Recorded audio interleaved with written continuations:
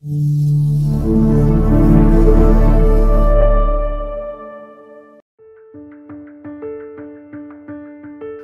anesthesia, increasing the success of injection techniques with Dr. Gregory G. Winter. He completed his DDS from the Baltimore College of Dental Surgery, University of Maryland School of Dentistry. He received an additional training at the University of Pittsburgh School of Dental Medicine and York Hospital, where he did his general practice residency. He received a faculty appointment at the University of Maryland School of Dentistry in the Department of Oral and Maxillofacial Surgery as a clinical instructor. He maintains a private practice focused on general dentistry in Baltimore, Maryland.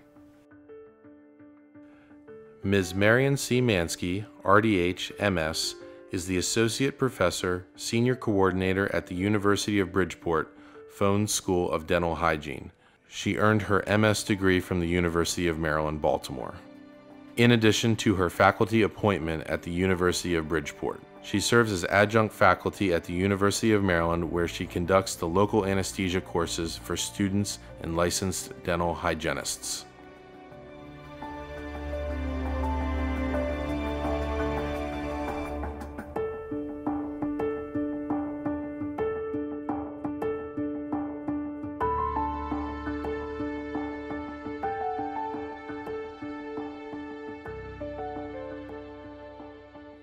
Blockade of the inferior alveolar nerve is most commonly desired goal of mandibular anesthesia. It is also one of the most difficult blocks to achieve. Mandibular anesthesia depends on successfully blocking branches of the trigeminal nerve, especially the inferior alveolar nerve, which supplies mandibular teeth and surrounding soft tissue. The comparatively dense mandibular bone often precludes effective anesthesia from supraperiosteal injections with available agents, except perhaps in the incisor region. However, the inferior alveolar nerve is accessible before it enters the body of the ramus through the mandibular foramen. Deposition of local anesthesia in this area will produce conduction blockade. In this program, we will examine the most commonly used injection techniques for mandibular anesthesia.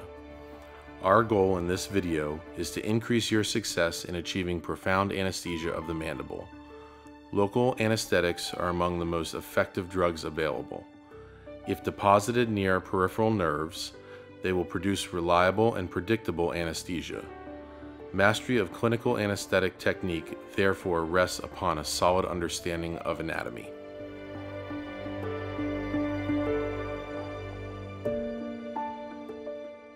Objectives: locate and identify the anatomic structures used to determine local anesthesia injection sites.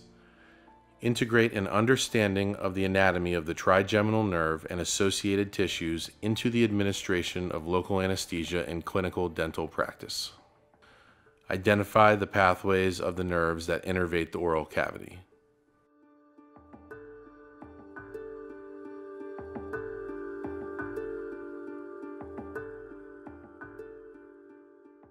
Anatomy is important for successful local anesthesia because it is the true test of proper and successful local anesthesia. Without it, you cannot pinpoint the anatomical landmarks necessary for success. We're specifically dealing with the trigeminal nerve. There are three divisions: the ophthalmic, the maxillary, and the mandibular divisions. Most importantly, the mandibular carries sensory and motor nerves. In order to get good dental anesthesia for patients, we're dealing with the maxillary and the mandibular divisions. The oral cavity receives innervation from the fifth cranial nerve, the trigeminal. A smaller part of this nerve is motor, while the larger part is sensory. The sensory portion forms a large half-moon-shaped ganglion called the trigeminal semilunar or Gasserian ganglion, which is situated in the trigeminal depression of the middle cranial fossa. Originating from the trigeminal ganglion are three large nerve trunks: the ophthalmic, V1, the maxillary, V2, and the mandibular, V3, the largest and the only one that carries both sensory and motor nerve fibers. The mandibular nerve passes through the foramen ovale down into the infratemporal fossa, where it separates into a small anterior and a large posterior root. The anterior root gives off motor branches that innervate the muscles of mastication. Then, as the buccal nerve, it crosses the coronoid notch of the ramus to innervate the cheek. Small fibers pass through the buccinator muscle to supply the buccal gingiva and the mucosa in the posterior mandible. The posterior root of the mandibular nerve is predominantly sensory, although it does provide motor innervations to the mylohyoid muscle and the anterior belly of the digastric muscle. As it descends, it divides into three branches. The auriculotemporal nerve supplies the skin of the temporal region of the head. The lingual nerve provides general sensation for all of the lingual gingiva and the mucosa of the floor of the mouth and the anterior 2/3 of the tongue. In combination with a branch of the facial nerve, the chorda tympani, the lingual nerve also carries parasympathetic innervations to the submaxillary and sublingual glands and taste fibers to the tongue. The third branch of the posterior root of the mandibular nerve, the inferior alveolar nerve, passes through the mandibular foramen to enter the mandibular canal.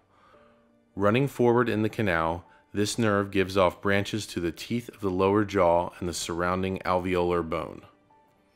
The mylohyoid nerve branches off just before the inferior alveolar nerve enters the mandible. It provides motor function to the mylohyoid muscle and to the anterior belly of the digastric muscle. Also, it often innervates the skin covering the lower chin and occasionally provides sensation to the mandibular teeth as an accessory nerve. The mental nerve emerges as a lateral branch of the inferior alveolar nerve and passes through the mental foramen to innervate the interior buccal gingiva and the lower lip and chin. After exiting the mental foramen, the inferior alveolar nerve continues anteriorly within the mandibular incisive canal as the incisive nerve, innervating the mandibular first premolar, canine, and incisors and adjacent gingival tissues. The pterygomandibular space, as seen in this transverse section across the ramus of the mandible, is bounded medially by the medial pterygoid muscle, laterally by the mandibular ramus, posteriorly by the parotid gland, and anteriorly by the oral mucosa, submucosal connective tissue, and the buccinator muscle. Superiorly, it is defined by the lateral pterygoid muscle. Within the pterygomandibular space are the inferior alveolar and lingual nerves, the inferior alveolar artery and vein, and the sphenomandibular ligament. The inferior alveolar and lingual nerves enter the pterygomandibular space by passing between the medial and lateral pterygoid muscles. The lingual nerve follows a downward and lateral course through the space until it reaches the most anterior and inferior corner, where it exits into the floor of the mouth. The inferior alveolar nerve passes through the pterygomandibular space lateral and downward behind the lingual nerve, assuming a slight S-shaped configuration until it reaches the mandibular foramen.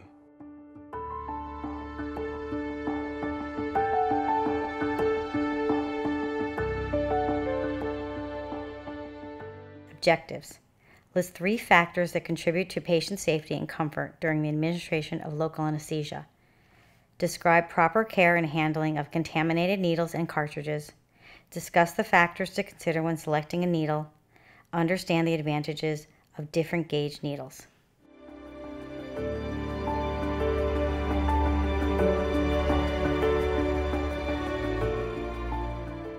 So there are many advantages for using the aspirating, breech-loading, reusable syringe. One, it is long-lasting and sterilizable. 2, when you use the cartridge of anesthesia, you're actually able to see the anesthesia be delivered through the needle.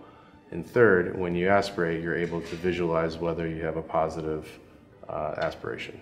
Yes, I agree with that. In addition, the syringe sometimes, though, is heavy, and it is also large for some operators. Their hands might not be big enough, so that's why they have the petite syringes to use, which are really great. There are many considerations when selecting a needle.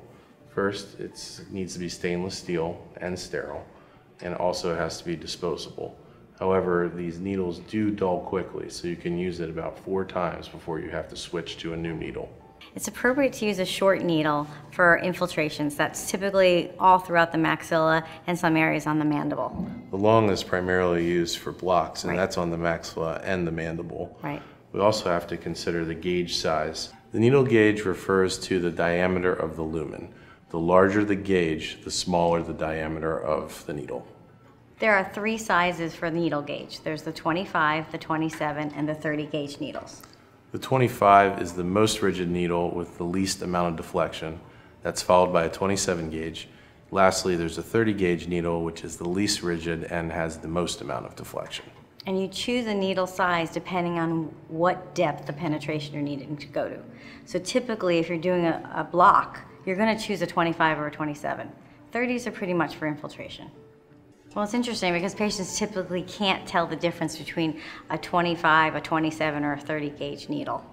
Studies show that if you use a 25 gauge needle, you have a 100% chance of detecting an aspiration.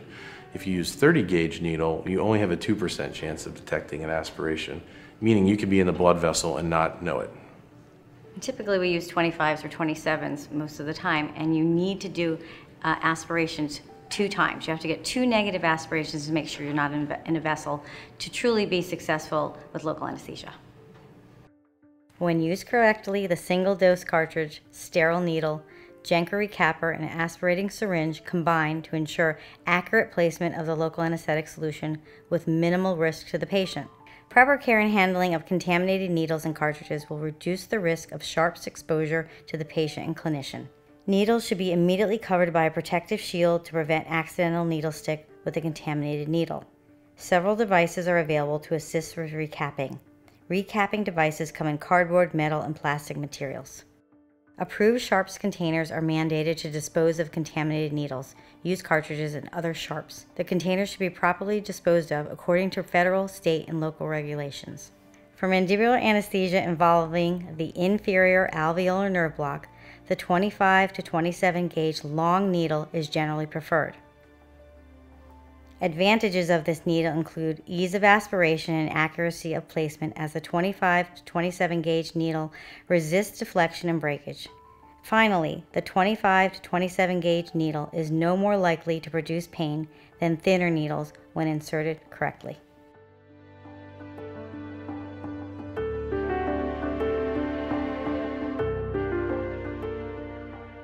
Objective: discuss the application of topical anesthesia prior to the administration of local anesthesia.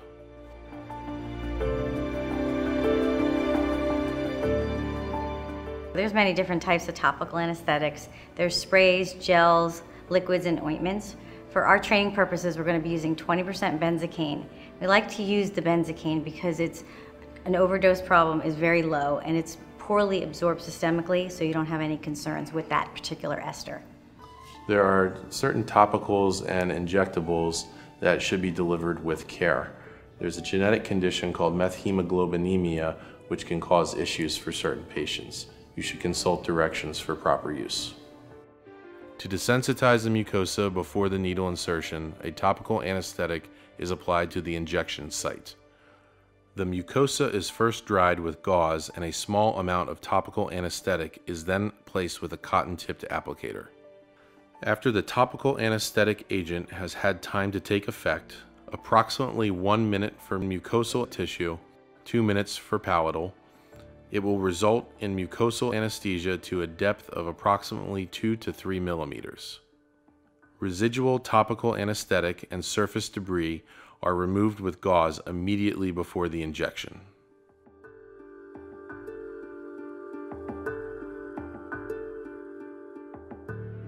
Objectives: identify the proper positioning of the clinician and patient during administration of local anesthesia. Discuss clock positioning in relation to injection techniques. Proper patient positioning is very important for visualization and ergonomics. You want the patient to be laying in a supine position so that you can visualize the injection site while not putting your body in a compromising position. Also, you want the patient supine just in case there's an emergency situation happening. The proper position for the clinician and patient during the administration of mandibular anesthesia is similar for all of the injection techniques reviewed in this program.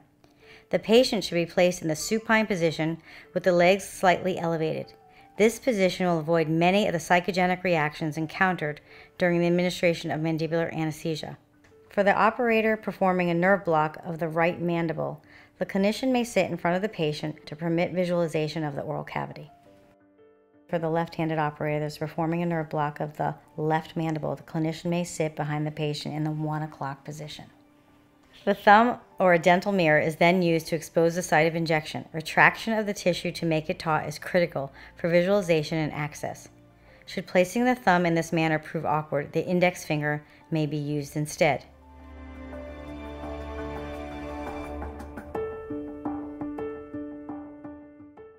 Objectives.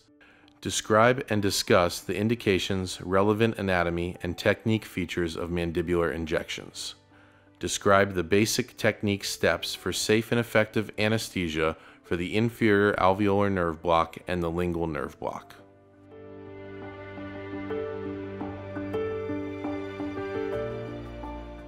The inferior alveolar nerve block, or the mandibular block, is the most commonly used block in dentistry. It gets everything. Everything. Hard tissue, soft tissue, floor of the mouth, and the tongue. Except for the tissue right next to the molars. Right, and it's really great for dental hygienists because it gets the entire quadrant and it's great for non-surgical periodontal therapy. The height of the injection is established by the greatest depression of the ascending ramus, the coronoid notch, a concavity on the anterior lateral border of the ramus. This is also the deepest part of the mandibular raphe. This will be a horizontal line from the anterior moving posteriorly. The vertical intersection will be 3/4 from the notch or 1/4 from the raphe. This intersection is the injection site. It is usually 6 to 10 millimeters above the occlusal plane. The barrel will be contralateral starting at the second premolar area. With the syringe held parallel to the mandibular occlusal plane and at the level of the coronoid notch, the needle will be in a plane that intersects the mandibular sulcus unimpeded. Because of the lateral flare of the ramus, the syringe must be advanced from the contralateral premolar region for the needle to enter the sulcus. Clinically, the coronoid notch is determined by palpating the most lateral aspect of the anterior ramus. Here, the thumb, kept parallel to the mandibular occlusal plane, is moved into position within the coronoid notch. A line bisecting the thumbnail establishes the height of injection. The insertion point itself is on this line just lateral to the pterygomandibular raphe, the soft tissue roll that denotes the junction between the buccinator and superior constrictor muscles and marks the medial border of the pterygomandibular space. The lateral border of the space can be determined by palpating the deep tendon of the temporalis muscle on the temporal crest of the ramus. The insertion must be made medial to this landmark. With the patient's mouth wide open, the thumb is placed over the anterior border of the ramus and pulled laterally, retracting the cheek and the buccal pad until it rests within the greatest depression of the coronoid notch and is made parallel to the mandibular occlusal plane. With the syringe oriented over the opposite premolars, the needle is advanced to the insertion point lateral to the pterygomandibular raphe and at the height of an imaginary line bisecting the thumbnail. The needle is then inserted slowly through the mucosa and buccinator muscle into the pterygomandibular space. A few drops of anesthetic solution delivered as the needle is advanced may help reduce the discomfort of needle insertion. Once bone is contacted after an insertion of 20 to 25 millimeters, the needle is withdrawn slightly and an aspiration test is performed. After a negative aspiration, approximately 2/3 of the cartridge is injected at a rate not to exceed 1 cartridge per minute. If lingual nerve anesthesia is desired, it can be easily achieved by withdrawing the needle halfway and depositing the remaining third of the cartridge after a second negative aspiration test. The needle is then removed and recapped, and the patient is allowed to rest for the 3 to 5 minutes it normally takes for anesthesia to develop.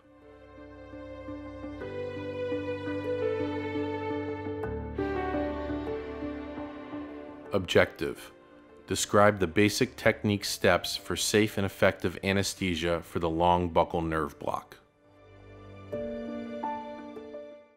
A long buccal nerve block is necessary when you need to anesthetize the tissues next to the mandibular molars. The inferior alveolar nerve block does not anesthetize that tissue. So if you're doing any periodontal therapy or other dental procedures in that area, you need to anesthetize the tissue separately. And it's a pretty simple injection, and after you've done the IA, it's great that this is a very easy one to do. The long buccal nerve crosses the external oblique ridge in the retromolar area and provides sensory innervation to the mucosa of the cheek and the buccal mucosa and the mucoperiosteum of the molar region. It often supplies accessory innervation to the molar teeth. For this reason, the long buccal nerve block is routinely performed in conjunction with the standard inferior alveolar and lingual nerve blocks.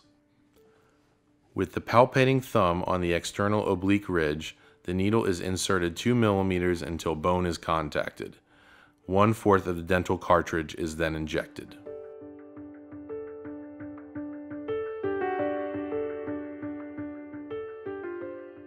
Objective: describe the basic technique steps for safe and effective anesthesia for the mental nerve block. The mental nerve block is great for partially edentulous patients. You can use a short needle for this, and you can use articaine. And if you use articaine, you're going to get the buccal and lingual anesthetized. And it's a very high success rate. It's a great injection to give. It anesthetizes both the buccal and lingual, but it also does a 2-in-1 injection, meaning it does the mental nerve and the incisive nerve. So you're going to get hard and soft tissue anesthesia with just one injection. To be successful, it is critical to locate the mental foramen on your patient. You need to deposit that anesthesia anteriorly to the foramen in order to have success. The mental or incisive nerve may be anesthetized for procedures involving the chin and lower lip, the buccal mucosa and mucoperiosteum from the premolars to the midline, or to supplement an incomplete inferior alveolar nerve block. The target for the injection is anterior to the mental foramen, situated just below the apex of the mandibular second premolar. Its location can be determined with the aid of radiographs and by gentle palpation in the buccal vestibule. For a successful mental nerve block, there is no need to penetrate the mental foramen with the needle. This injection is best accomplished with the clinician positioned behind the patient. The lip is retracted between the thumb and forefinger, and the foramen is located. With the tissue pulled taut, penetrate the mucobuccal fold adjacent to the second premolar, advance the needle 5 to 6 millimeters, aspirate and slowly deposit about 1/3 of the dental cartridge.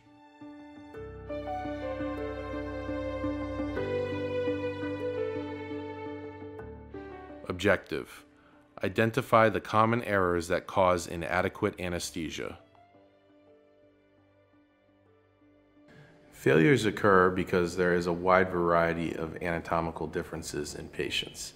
It's very important that clinicians use the anatomical landmarks in order to achieve successful anesthesia.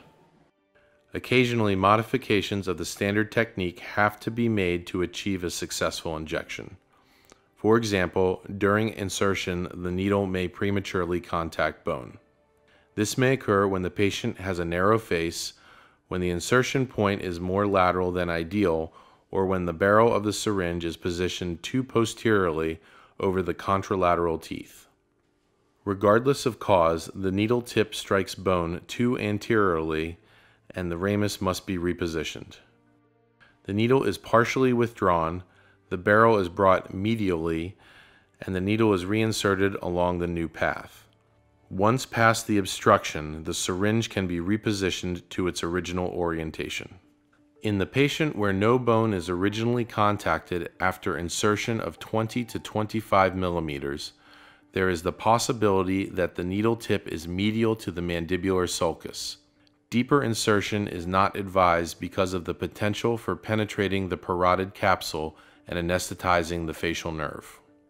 Depositing the anesthetic at this point will still produce mandibular anesthesia.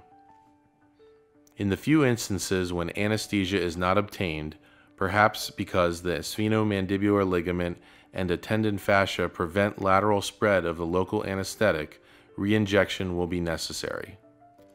To ensure that bone is contacted during the second injection, The insertion point can be moved slightly more lateral to the pterygomandibular raphe as the syringe is oriented over the contralateral mandibular first molar region.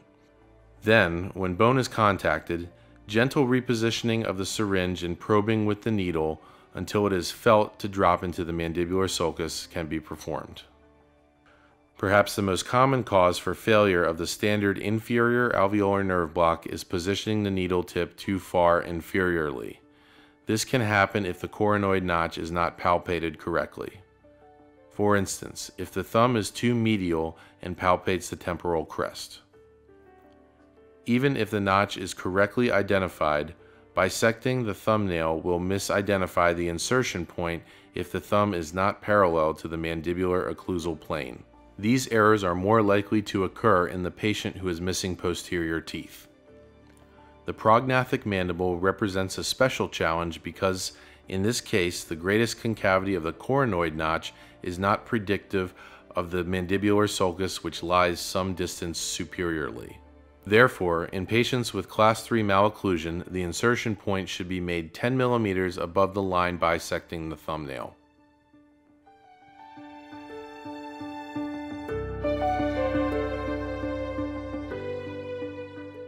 Objective: describe the basic technique steps for safe and effective anesthesia for the Gauge-Gates nerve block.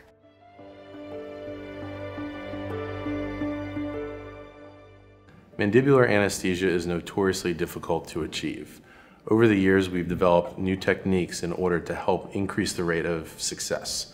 We have the Gauge-Gates block and the Akinosi block to help. Right.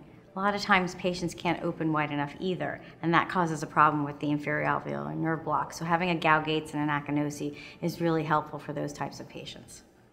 The Gauge-Gates is considered a true mandibular block. It distributes anesthesia along the entire division of the mandibular nerve. It's a great injection to give for patients that need multiple teeth done in a quadrant, and when you just can't achieve anesthesia with that inferior alveolar traditional nerve block. The Gauge-Gates injection is the closest intraoral technique to a true mandibular block. In addition to the inferior alveolar and lingual nerves, the buccal and auricular temporal nerves are often blocked, the buccal nerve approximately 70% of the time. The position of the operator and patient for performing a Gauge-Gates block of the mandible is similar to that used for the standard inferior alveolar nerve block, except that the clinician must be able to view the patient's face in addition to the oral cavity. The Gauge-Gates technique relies on extraoral landmarks to establish the plane of insertion. With the mouth wide open, the angles of the mouth, the lower border of the tragus, and the neck of the condyle lie in the same plane. The needle is advanced in this plane just medial to the deep tendon of the temporalis muscle and through loose fatty connective tissue until it strikes the lateral neck of the condyle. Perhaps the most challenging aspect of this injection is determining the proper angulation of the syringe within the plane of insertion. According to Gauge-Gates, the lateral flare of the tragus parallels the proper orientation of the syringe. Normally, the barrel of the syringe is placed over the contralateral canine. For a tragus that lies flat against the face, the syringe will be located anterior to the canine. With a divergent tragus, it will be posterior to the canine. The patient is requested to open maximally for this injection. External landmarks, the angles of the mouth, and the inferior border of the tragus are visualized and the plane of insertion identified. The flare of the tragus is also evaluated to determine the angulation of the syringe within the insertion plane. The cheek is then retracted with the non-dominant hand. For convenience, the thumb may be placed on the anterior border of the ramus. The index finger may then be inserted in the intertrachic notch and thus behind and lateral to the condylar neck to provide a tactile target for the needle. With a syringe barrel over the contralateral canine and adjusted mesially or distally according to the flare of the tragus, the needle is advanced through the mucosa just medial to the previously palpated deep tendon of the temporalis muscle. Normally, the insertion point is slightly distal to the maxillary second molar and at the height of its mesial lingual cusp. A few drops of anesthetic can be injected as the needle is advanced to 25 millimeters until bone is contacted. When the needle impinges on the condylar neck, it is felt as a solid stop in contrast to a glancing contact. Once the target is reached, the needle is backed off the condylar neck 1 or 2 millimeters, aspiration is performed, and the entire content of the cartridge is injected over a 1-minute period. The patient is then cautioned to keep the mouth open for 30 seconds after the needle is withdrawn. This maneuver is thought to help spread the anesthetic solution and minimize the distance from the injection site to the nerves of interest. Typically, anesthesia occurs within 5 minutes after injection. When properly performed, the Gaugates block offers some advantages over the standard inferior alveolar nerve block. Because the anesthetic is deposited high up within the pterygomandibular space, it is less likely that various branches of the mandibular nerve, which may provide anomalous innervations of the mandibular teeth, will escape being bathed in anesthetic solution. Also, facial barriers to the anesthetic distribution may be less problematic than with the standard injection. In contrast to the inferior alveolar nerve block, however, anesthesia is unlikely to be achieved with the Gaugates injection unless bone is solidly contacted at 25 millimeters plus or minus 2 millimeters.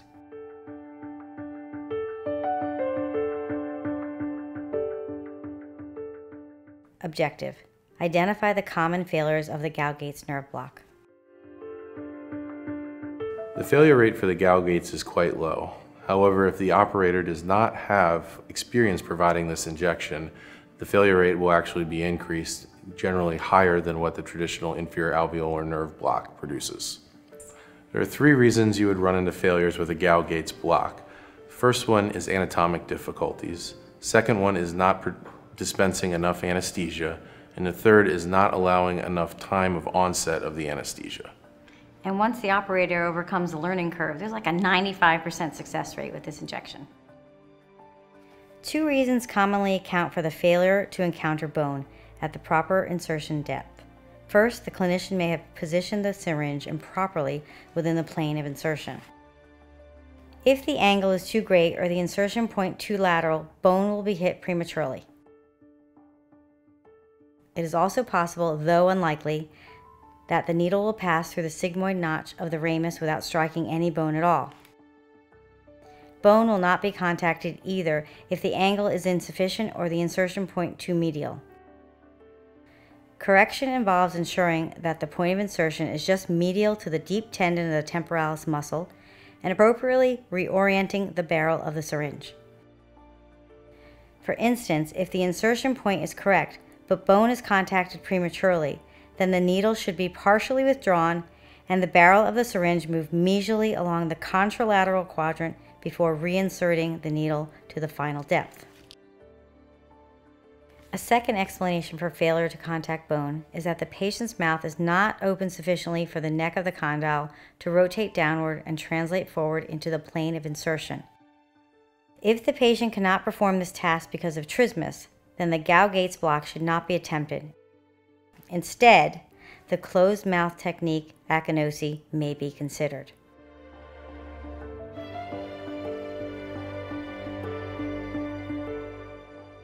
Objective: describe the basic technique steps for safe and effective anesthesia for the Vazirani akinosi nerve block. The akinosi nerve block is a closed mouth mandibular nerve block. It really helps the clinician in challenging patients. There are 3 challenging situations where the akinosi block will be effective. The first one is limited opening, the second severe trismus, and third trauma. In the cases where you have severe trismus, there's about an 80% success rate with the akinosi block. The closed mouth approach to mandibular anesthesia or akinosi technique uses the cleft between the ramus and the maxilla in order to access the pterygomandibular space. Although the target for injection is not well identified, being there is no bony contact to indicate proper insertion depth, the needle ends up in the pterygomandibular space somewhat superior and medial to the standard inferior alveolar nerve block. The intent of intraoral anesthesia is similar to that of the Gaugates block. With the patient's head adjusted to facilitate visualization of the retromolar region, the cheek is retracted to expose the insertion point midway between the ramus and the maxilla at the height of the mucogingival junction of the maxillary molars. With the syringe parallel to the occlusal plane, the needle is inserted posteriorly through the mucosa and buccinator muscle to enter the pterygomandibular space. As the needle is slowly advanced to its ultimate depth of 25 millimeters, a few drops of anesthetic can be administered to reduce discomfort during insertion. After a negative aspiration is obtained, the entire cartridge is slowly injected. Although the closed mouth technique is essentially a blind injection, it is technically easy to learn and of great advantage in the patient with limited jaw opening. It is also perceived by some patients as less stressful as the standard inferior alveolar nerve block, yet comparable in onset time and anesthetic efficacy. When failure does occur, it is usually caused by the needle being angled too medially.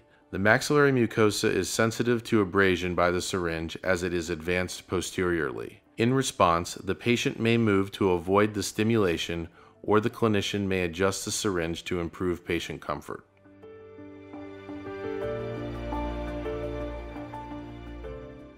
In closing, we'd like to reinforce the topics discussed in this local anesthesia video. It's important to select the most appropriate technique for the safety of your patient. Successful and safe local anesthesia is the foundation for clinical dentistry. Only with a thorough understanding of local anesthetic techniques and their anatomical basis can we accomplish our goal of providing high-quality dentistry in a pain-free environment. Before using any of the drugs or devices discussed or pictured in this program, clinicians should consult the full prescribing information.